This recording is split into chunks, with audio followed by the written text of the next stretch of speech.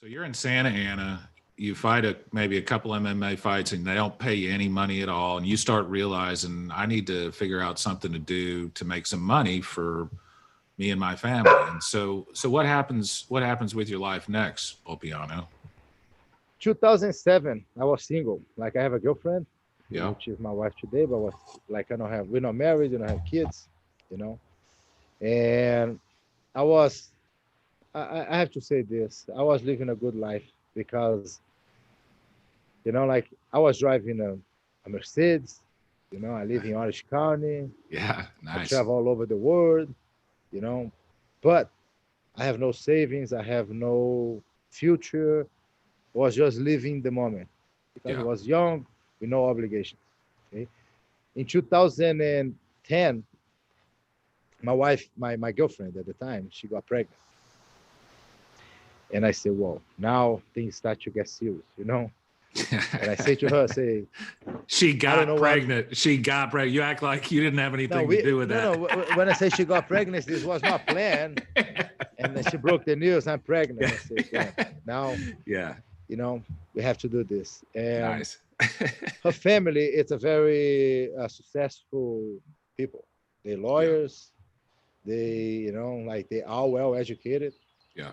And at the time was just my wife with incomplete college, not married and pregnant.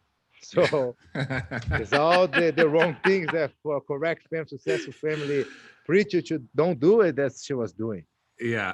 And I have to, to explain to her dad what's my plans. Because he say, what are your plans? Yeah. Yeah. What are you going to do with So my daughter? Right. What are you going to do exactly. with So it? Yeah. at that time it was a very common. I think even today, you find an investor. The Brazilian guys, they find an investor that put the money, you do the work, and then you're partners. Yeah. 50, Yeah. 40, whatever percentage you agree. I say, listen, I have a bunch of students that want to invest money with me because they know, because I have this little school in Santa Ana, very little, Yeah. the busiest one, 200 something students, busy. Wow. And I by the don't way, make money. didn't you have the very first Gracie Baja franchise in the United Yes, States? actually was the first franchise Yeah. Yeah. because I was with Master Carlos when he moved to America. Yeah. So I was teaching in the headquarters for free. Okay, I Yeah. was helping them, and then they developed the system, they developed the franchise system, and I was fortunate enough to learn from the source. Nice. All the trials, everything that I did, I was there with Nice. some other professors. Yeah. And so my plan was, I'm gonna find an investor, you know, open a school and see what I'm gonna do. So I have a meeting with Master Carlos. Is And this the meeting at Whole Foods where he Whole Foods, made you buy the yeah, Whole drinks? Foods. So Master Carlos, he always asks for juice. They have a bunch of vegetables. All the juice is like this, but cost like $30, Yeah. So I went through a lunch with him thinking I'm gonna ask him for the money. He's gonna give me some money. I'm gonna go home, tell my girlfriend everything is done. Yeah. So I went there, I paid for the juice, I overdrafted my account because I don't even have the money at the time. And in the end, he said, no, I don't want to be your partner. Really? I said, why? You don't trust me? He said, no, I don't need partner right now. Really? Well, Interesting. yeah. And then he say, were you like, you could have next. told me that before I bought you this $30 juice? yeah, but I was really thinking that he's gonna sign the check and say, here's a check. Yeah. Yeah. So he said, no. He said, why? If it's any other place in life that I will live besides Orange County, would be Houston. Really? Houston's good. Wow. Nice. I really like Houston. So why instead that you open a school right here in Orange County, why you don't move to Houston? But coincidentally, my wife's dad, he worked for Homeland Security, Yeah.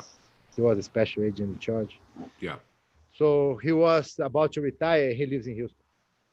So they also, push us to move to Houston. Yeah. So it can be around the family. So I went home and tell my wife, listen, no money, no nothing. So I just spent the juice overdrafting. What the hell? You say he would do it? Yeah. Then we're gonna figure it out. So Sophia is my wife.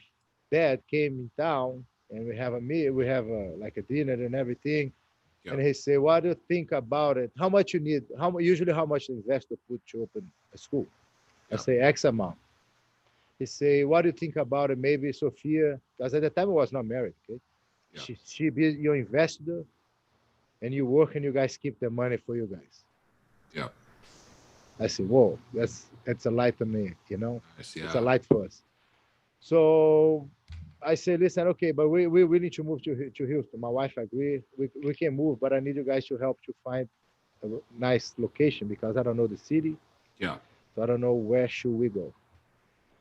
So they did all the demographics and everything, and they find a place in West Timer, which was our first school.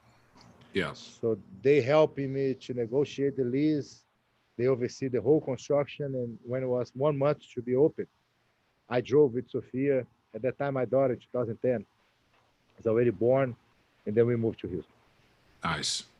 with the little school, 2,800 square feet, without friends in Houston, just my father-in-law and my mother-in-law, So you my didn't know wife and anybody, my you daughter. didn't know anybody in Houston at all other than your wife's parents. Wow. No. I tell you what, here's another thing we have in common. When I started my law firm, my wife was 8 months pregnant with my first child, and we were buying a house, and I had no money. So I kind of understand where you're coming from.